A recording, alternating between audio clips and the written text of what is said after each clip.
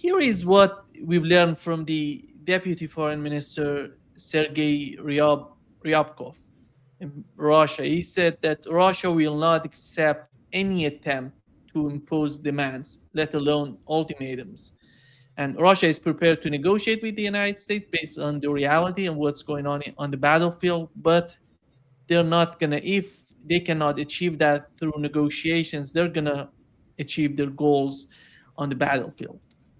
Your take on the way that Donald Trump somehow, I don't know if his new position on the war in Ukraine or he's trying to convince Europeans, because after all, when you look at the way that he's somehow saying that Europeans are paying for all these weapons that we're sending to Ukraine, but nothing changed, because after all, they're sending weapons to Ukraine to continue this fight. Your take on what's going on with the new position on the part of Donald Trump?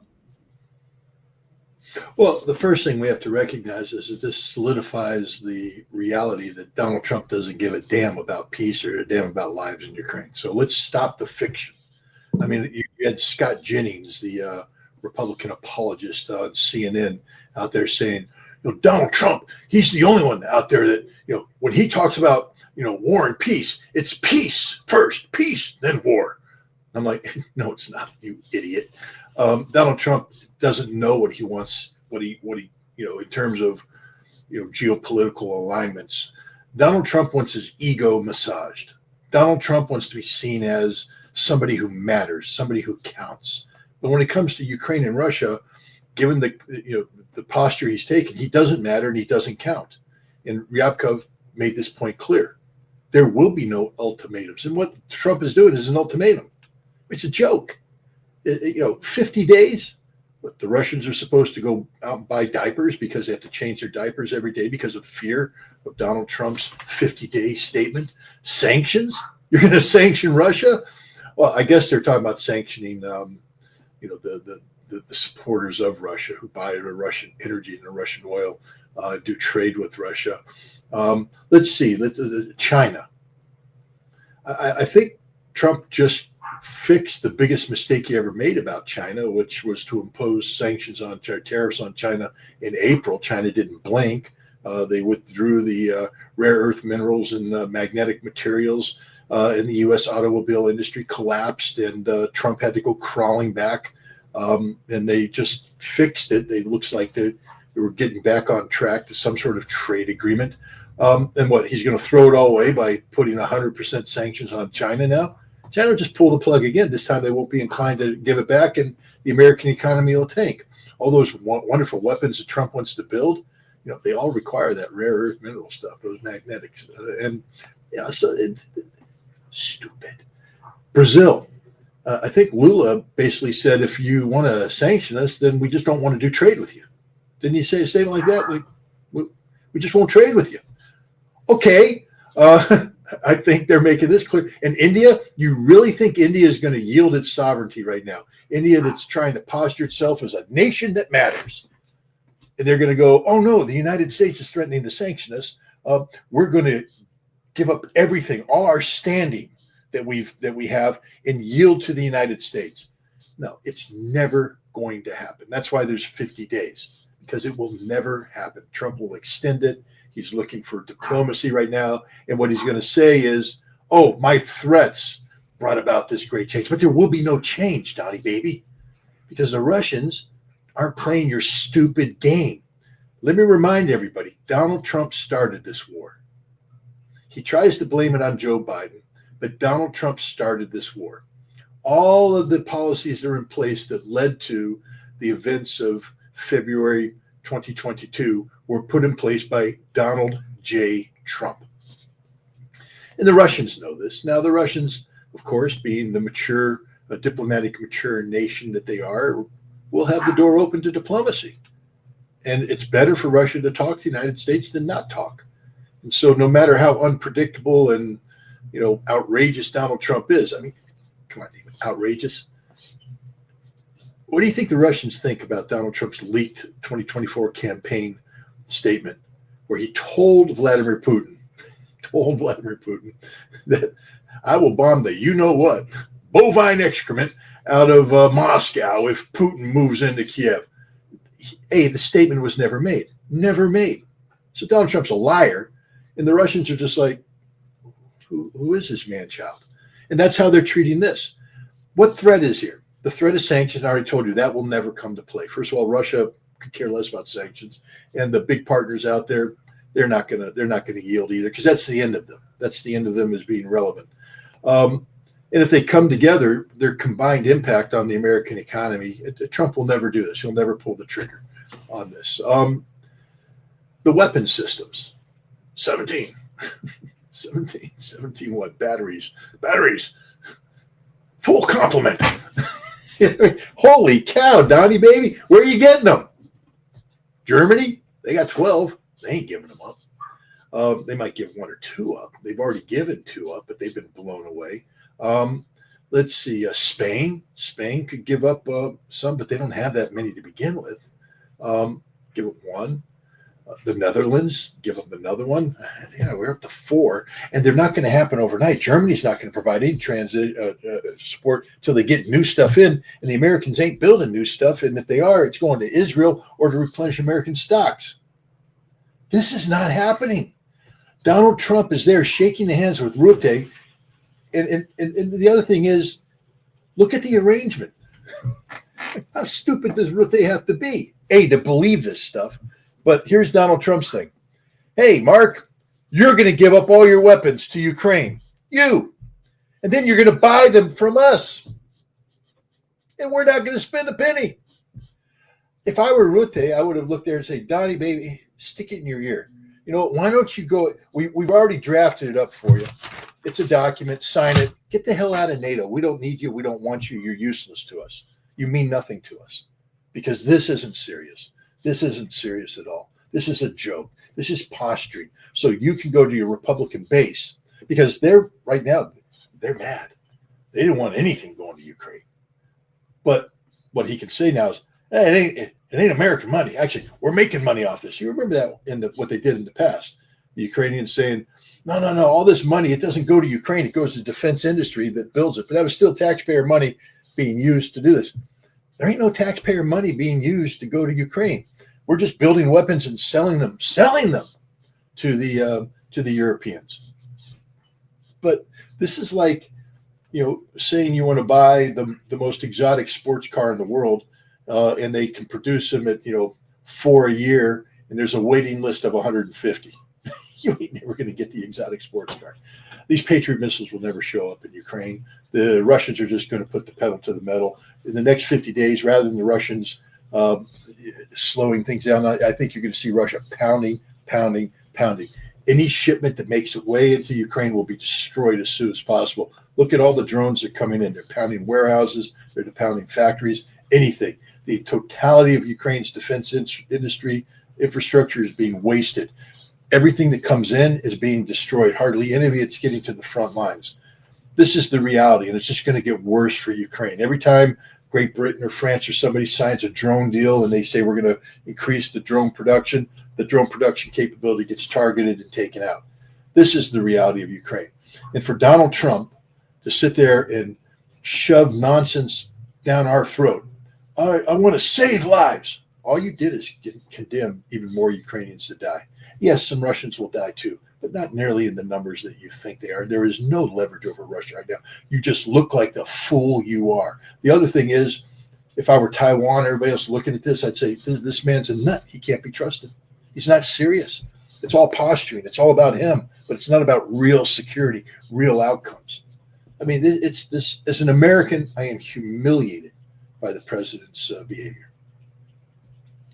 Do you think that Donald Trump still believes that it would be beneficial to the United States if they can put an end to the conflict in Ukraine, or he was somehow convinced that the continuation of the war would benefit the United States? I don't think the benefit of the United States factors into anything Donald Trump does. I think he is, how do I get the Nobel Peace Prize? And I hate to say this, but it really comes down to that. This is all about him posturing himself to be seen as the great peacemaker. It's not about real deals. Come on, Nima, look at the fine print of the U.S.-Ukrainian rare earth mineral deal. It's not a deal. It's fake. That's supposed to benefit the United States? No, it doesn't. It humiliates America. Nothing he does benefits the United States. Everything he does humiliates us and makes matters worse. It's all about posturing Donald J. Trump as the greatest thing on the world. He's a snake oil salesman. He's a grifter. He's a con artist. He's not the president of the United States. I mean, he is in name, but the function, he doesn't do anything to benefit the United States. Nothing. Everything is done to make his image look good. Look at his whole tariff policy. We're not, I mean, you have to laugh at Besson. We're going to get $100 billion. You haven't collected that money, Scott Besson, you haven't collected that money. This is just smoke and mirrors. Everything he does is smoke and mirrors. There's no substance to it. There's no reality to it. And it's all a grift. Look at Pete Hegseth coming out with his drone policy. We're going to have drone dominance. No, you're not. But it's cute. You got to play. I mean, Metallica. I think Metallica got mad that you played Enter the Sandman. They didn't like that, so you had to change the video. But it was cool for a while because it took you back to the day when you were a young, hard-charging Army officer, when you played that heavy metal to lift weights, because you lift a lot of weights, Pete. I've seen you out there, baby, doing the push-ups, the rucksack. You are a stud. So you'll play Metallica and you sit there and you read from a script. You're not too good at reading, though, are you? Because you spend a lot of time lifting weights, not too much time working the brain. But then the drone flies in, flown by some guy over there, and it delivers a piece of paper. And he takes it. I mean, this is drone dominance. Holy cow, did you see it? A drone flew to him and gave him a piece of paper. Then he signed it. What did he sign? Nothing. The whole purpose of that was to generate the stock prices of a couple defense industries involved in the blue list. The blue list is a list of commercial drone technologies that the Pentagon back in 2020 started to say we can buy these things and adapt them for this, and they do it. But we don't do drones the way everybody else does drones. I mean, I like that also, and we'll look at some things like we'll do some 3D printing. We'll push it forward to the troops. Yeah, there'll be a 3D printer in the battalion office, and there'll be a sergeant major there. You know, have you filed out the appropriate forms to 3D print? You know, okay, sign it here, sign it there. 3D printer's down; it's broken right now. We don't have time to fit. Anybody who's been in the U.S. military knows what's going to happen. That ain't going to happen. Meanwhile, the Russians and the Ukrainians got 3D printers right there at the front lines, printing stuff out, cranking it out. There ain't no sergeant major there checking things off. They're just doing it. They're doing it. There's a kid sitting there pulling out without anybody over his shoulders, doing the modifications necessary. And he put in his own little modification because he called the guy at the front and said, hey, they're doing this. So he did it. He didn't get permission from anybody to do that. He just did it, delivered the drone, bam, on a tank, destroyed it. Next one came in, got jammed. He came in, fixed it up on his own, didn't get anybody's permission, and did it. That's how you get drone dominance. That's what the Russians are doing. That's what the Ukrainians are doing. They're pretty good at it too. That ain't what Pete Hegseth is talking about. He's talking about American military bureaucracy in a peacetime environment, and you will never get drone dominance. It's a joke. But this is everything about Donald Trump's administration is a joke. It's all a grift. It's all a con. It's all a scam. There's nothing real about any of this. Well, Scott, what does Germany want from these long-range missiles, Typhoon type missiles? And because 2,000 kilometers, it seems that you want to hit Russia. No, how is that going to be perceived by Russia, and how is that going to change the mindset of Russia toward a security architecture vis-a-vis? Let me make this as clear as possible to everybody, to you and everybody else. Russia doesn't give a flying you know what. Okay, you're manifesting yourself as a threat. We therefore shall now reallocate the resources necessary to deal with the threat. Germany doesn't understand. They're playing a game they can't win. Russia will blow Germany off the face of the map. The Russians have not forgotten what Germany was. And you now have Peskov saying Germany is becoming an enemy again. And if Germany wants to be an enemy, Russia knows how to deal with enemies. Hey, Typhoon, let me introduce you to Oreshnik. Russians are producing more Oreshniks than the Germans will have access to Typhoons. And Germany will disappear in a sea of conventional fire, and explosion. There won't even be nuclear weapons involved. It'll just be the end of Germany. The Russians aren't playing games. They are building over 1,000 uranium drones, Shahed 136 modifications a day. 1,000 a day. And they're going to be firing 1,000 a day into Ukraine. Germany wants to play a game. Guess what, Germany? You don't have enough Patriot air defense systems. You don't have enough Iris-Ts. You don't have enough anything. When Russia decides to flood the zone with 5,000 drones in a day, your entire country goes bye-bye. And then they're going to hit you with Oreshniks. They're going to hit you with calibers. They're going to hit you with all the other hypersonics that they have out there. The Germans are just stupid. They really are stupid. I mean, we've been watching the rebirth, the Fourth Reich being born for some time now. I've been worrying about it. It's real. These morons are out there. The only good news is that Merz isn't Adolf Hitler. He has no political viability or sustainability. And the German military is just a bunch of, academic nobodies. I mean, this isn't, the German, the Wehrmacht. There was that 100,000 man army during the Weimar Republic of all World War I, hand-picked World War I veterans, all officers that became the cadre of the Wehrmacht, and it grew into. The Bundeswehr is full of schnitzel-eating, beer-drinking, fat idiots who don't know anything about war, don't know how to train, haven't put a 90-pound ruck on their back and hiked in anger, and they don't know what they're doing. Now, could they transform into something? Of course, but where's their defense industry? Other than a handful of Rheinmetall making some money, they can't produce a lot of tanks. They can't produce a lot. They've deindustrialized. In order to get where Germany wants to go, they got to spend money they don't have, and they have to get an economy that doesn't function to support a defense industry that doesn't exist. So it's all talk. But at some point in time, their words are going to result in some sort of limited action that's going to trigger Russia. And Russia, I can guarantee you, isn't talk. Russia doesn't want war. But my God, if the Germans want to bring it on, there ain't going to be nothing to make the Russians happier than putting the stake through the heart of this stupidity, this German defense minister, this German chancellor who talks about, Germany's going to do it again, but do it right this time. What does that mean, do it right this time? That means you don't regret doing what you did. The only thing you regret is that you got beat. That it would all been okay had Germany won the war. You don't regret anything. You don't regret the Holocaust. You don't regret slaughtering Jews. You don't regret the whole Lebensraum policy you had against the Russians. The Germans, had they been left to their own volition, would have captured all of Russia up to the Ural Mountains, depopulated. That means killed them, millions, tens of millions, and then enslaved the rest. That was doing it right, according to the Germans are a sick society. I hate to say it, but the fact of the matter is,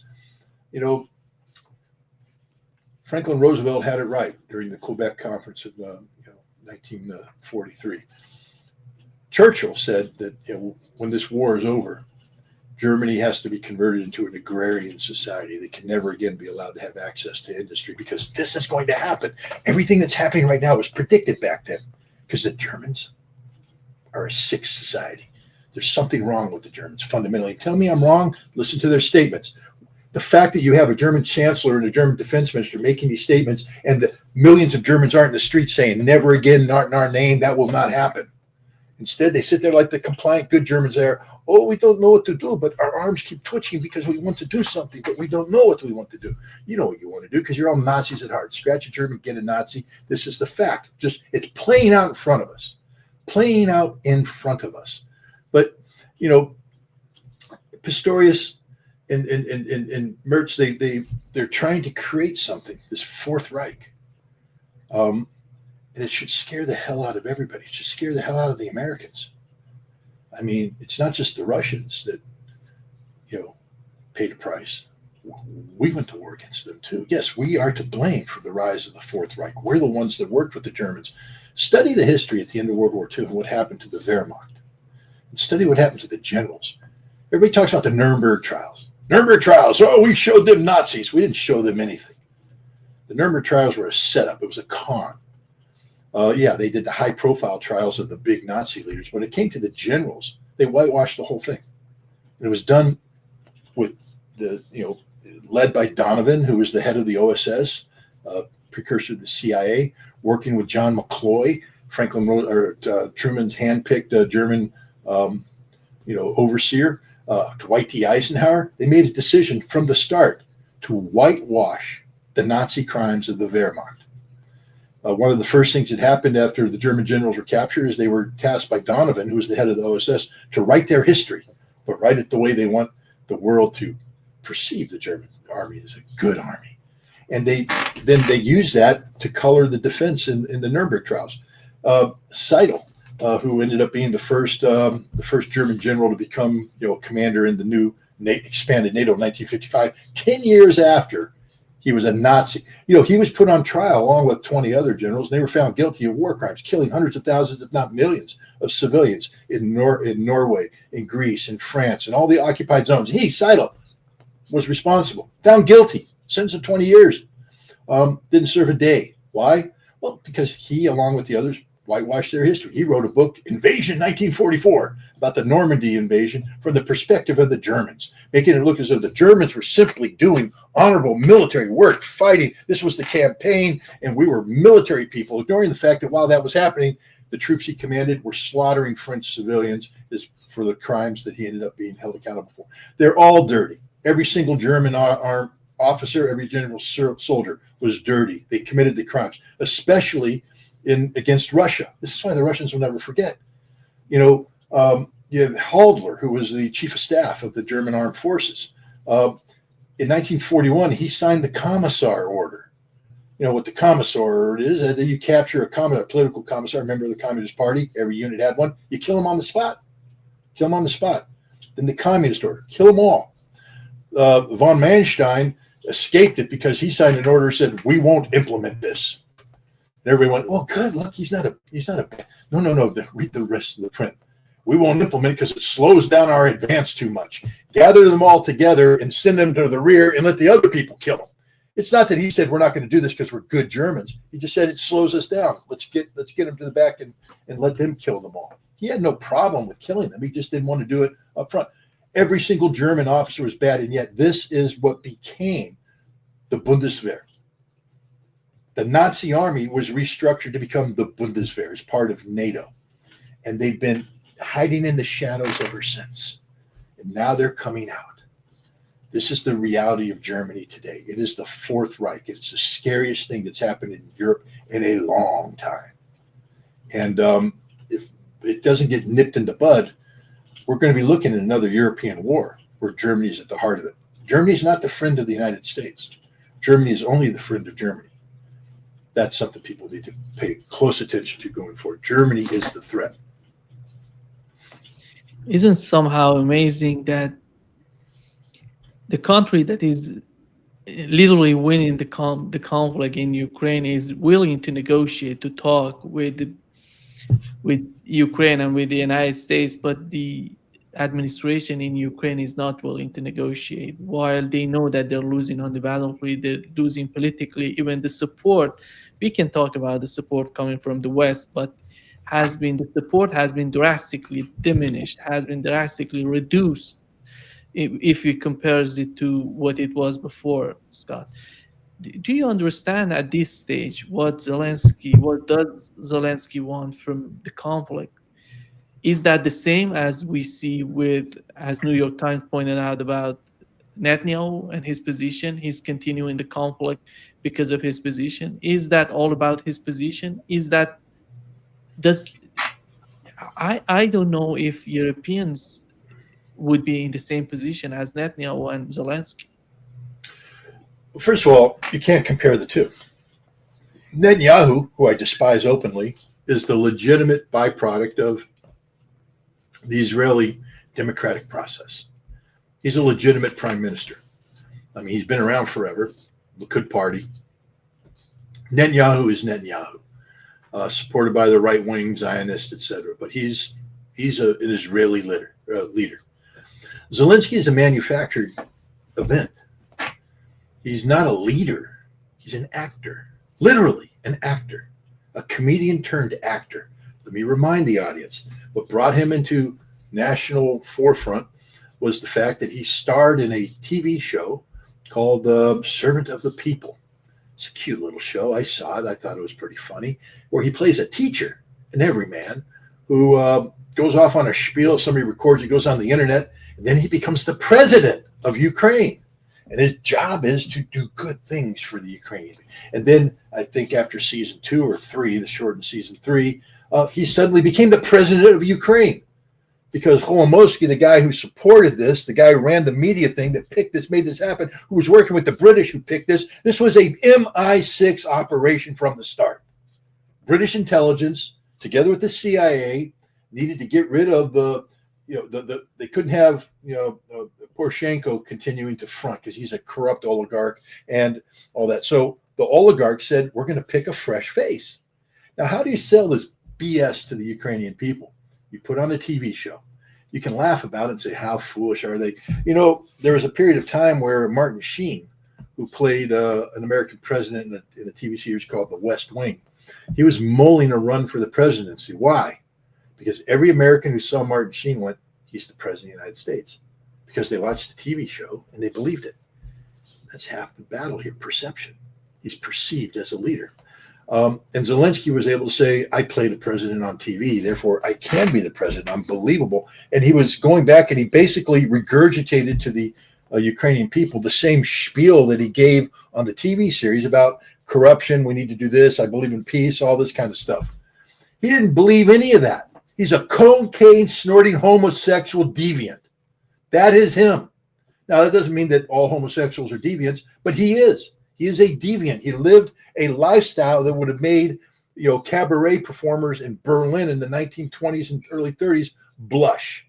He's not a good person. He's a very bad person as a human being, his heart. But he's a convincing actor, a convincing performer. And the British and the Ukrainians were able to convert this guy into a symbol, and he became the president of Ukraine. And immediately after becoming the president of Ukraine, had to deviate from the promises he made, which was all a lie, to the real agenda. Because this man who said, I would crawl on my knees to Putin, crawl on my knees to have peace, who convinced all the Russian-speaking people out there that he truly believed in resolving the situation in the Donbass nonviolently. No. Immediately convened a war conference. There's a videotape of him saying, I will go to war. I will go to war. That's him. So he's been playing a role ever since. So we can't speak of Zelenskyy as a Netanyahu. He is a controlled resource, a controlled asset. Why did Trump get mad at Zelenskyy? Think about it for a moment. Because he broke script. Zelenskyy forgot for a moment that his job was just to shut up and nod his head. That's what the script said. The president of Ukraine will look at the president of the United States with admiration, smile, and nod the head knowingly. And Zelenskyy went, no. I actually think I'm the president of Ukraine right now, so I'm going to interrupt the president. Bah! No, you're not. Slap down. Zelenskyy doesn't get to think on his own. He doesn't get to do anything on his own. And when he does, he gets opposed by Yermak, the head of the presidential administration, who is the control mechanism of the oligarchs. Sit there, head up the presidential administration, and keep this actor in place. And whenever Zelenskyy thinks that he can do something, they put him on a tour, and he's reminded in private meetings that he's a nobody. He's just a figurehead. So let's stop talking about what Zelenskyy wants. Also, what Zelenskyy wants is a script that makes sense to him, because he thought he was an actor playing a heroic role, and now he's given a script that says, "You're gonna get wait. What's the final scene? I'm gonna get strung up by my heels like Mussolini in the center square, and people are gonna spit on my dead body. That's what's gonna happen." Yep, that's exactly what's gonna happen to you, Zelenskyy, because you're nothing. You're nothing. You're a throwaway talent that's lost his utility. You're the guy. You're the character in a show. That the show's still popular. Believe me, the war in Ukraine's popular. Look at the Germans. They need it. They need the war in Ukraine. But they don't need Zelenskyy. He's a problem. And so you know what happens when the showrunners meet at the end of the series and they go, well, what are we going to do next season? well, what we're going to do is we're going to get rid of the president because nobody likes him anymore. He's not a convincing character, and we're going to write him off. Meanwhile, the actor's sitting there running around as if he's got the next season coming up and he's going to be the big star. And then they show him the script and he goes, "You're dead." What? I don't want to die. That's Zelenskyy. Let's stop talking about Zelenskyy as if he's a leader of anything. The Russians don't recognize him as a leader. They won't even do business with him. They say, "Well, meet with him. We'll meet with an actor." I mean, President Putin meets with, anybody who wants to shake his hand. Not anybody, but I mean, he meets with a lot of people. That doesn't mean that he's going to, sign a business relationship with them. The Russians are very legally minded. For them to have any agreement with Ukraine requires legitimacy on the part of the people participating in the process. There is no doubt in anybody's mind that Vladimir Putin is the president of Russia. There is no doubt that anybody he appoints under him has to do a job, has the authority of the Russian government behind them. Zelenskyy is not the legitimate president of Ukraine. Hasn't been for some time now. Constitutionally, can't do it. And I know the West sits there and rewrites it's a war. It doesn't say that in the Constitution. The fact is, right now, the leader of Ukraine constitutionally is the Speaker of the Parliament. That's who the Russians are saying, we'll do business with that person. But what we prefer is that you have new elections and you guys pick somebody who then can sit down and sign the document of surrender. But it ain't going to be Zelenskyy because he's not in a position to surrender anything. And that's the reality. And this is the reality of the whole government that he's built around them. The most corrupt edifice in the world.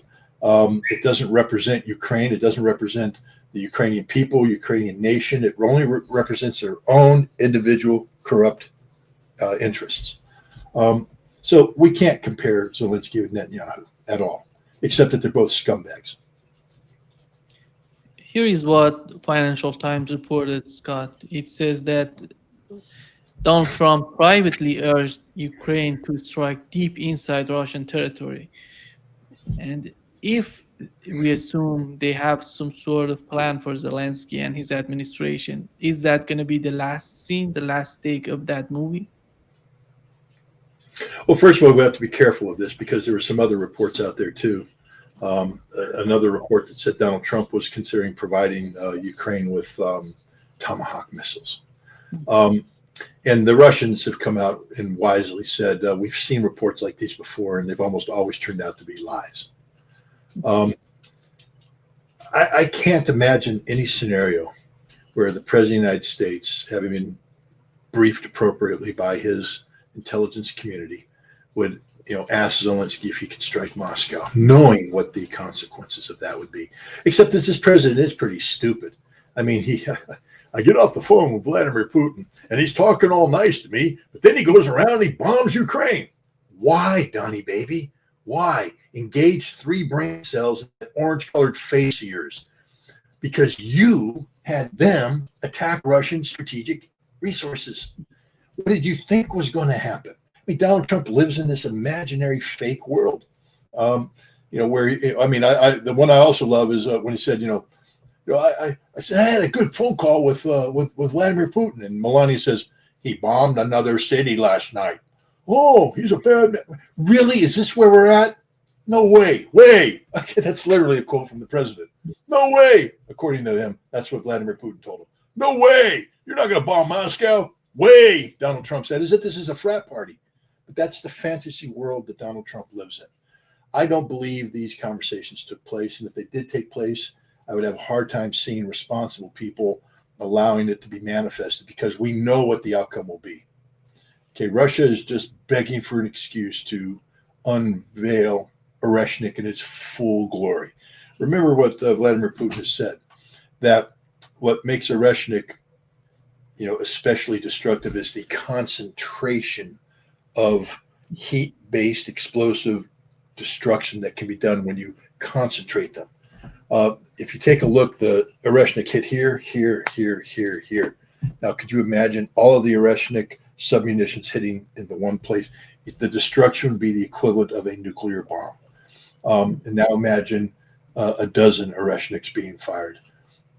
Guys, we need to stop listening to the Financial Times. We need to stop listening to any of these ridiculous media outlets. If they don't name a source, it's probably not an accurate report, especially when you're talking about extreme policies of this, because even Donald Trump, in his ego-addled brain, isn't stupid enough to believe that Ukraine could actually get away with that. Actually, the other day we had a report on Axios talking about that Vladimir Putin behind the scene is somehow pushing for zero enrichment on part of Iran. And I reached the Iranian official, they said, no, nothing happened of that sort. And That's then the kind of source. Yeah, that's the same source. Yeah. Wishful thinking on the part of idiots who, want relevance, or I think what their job is to, and it's a concerted effort. You put out a headline of this sort, and you start to get people playing like the idea of this shows you the amateurishness that the Iranians would wake up in the morning and go, "What? Putin's going behind our back. That son of a gun. We're outraged. We need to change our status with the Russians," as opposed to reading it going, "Hey, Aragchi, yeah, you were just talking to Lavrov the other day, right? Yeah. What do you think?" Nah, I didn't think so either. The Iranians and the Russians have their way of doing diplomacy, their way of sharing information, but these amateur propagandists actually think that putting lies out there are going to get. It's like they wanted to get the Russians. You're going to strike Moscow. You're going to maybe we should. Putin, you have to think about leaving the city. They're going to strike Moscow. We have to change everything we're doing. We have to reallocate air defense resources from where we have them on the front line. No, they're going to strike Moscow. We have to build a layered defense. We have to spend all our time. And the Russians are going, nah, don't worry about it. We're not worried about it. Because if they do, we know what we're going to do. And it's, this is stupidity. These propagandists actually think that the Russians and the Iranians read this crap and pay attention to it.